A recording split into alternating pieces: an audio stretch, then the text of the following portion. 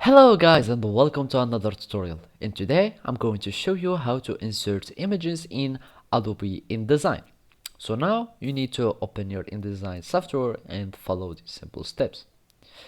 The easiest way to insert an image in Adobe InDesign is to drag it directly from your desktop and drag it to your Adobe InDesign. So this is my image. I'm going just to drag it here and put it here, and you can resize it from the beginning or have it the original size by clicking once in the screen and it will resize itself.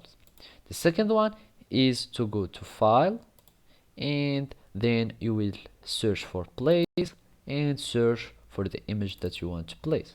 Basically this is our setting or our image or object, and I'm going to click like that.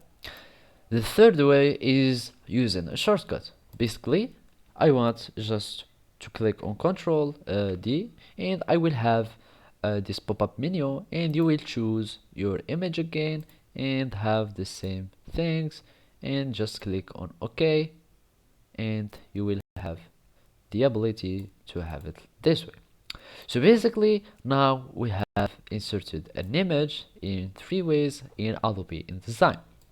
So basically those are the ways to insert images or pictures or any other object that you can import and supported by InDesign in your pages. And that's it. Thank you for watching and see you next time.